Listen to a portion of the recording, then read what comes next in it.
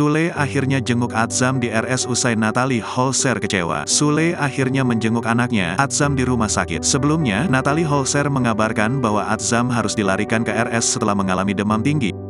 Momen ketika Sule menjenguk Atzam dibagikan melalui unggahan Instagram miliknya.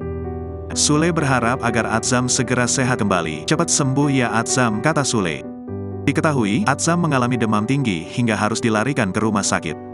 Natalie Holzer merasa kesal karena Sule dinilai cuek ketika anaknya, Atzam Adriansyah Sutisna, harus dilarikan ke rumah sakit setelah mengalami demam tinggi. Namun Natalie Holzer merasa kesal karena respons Sule terlihat santai. Bahkan Sule mengatakan segera datang ke rumah sakit setelah mengerjakan pekerjaan.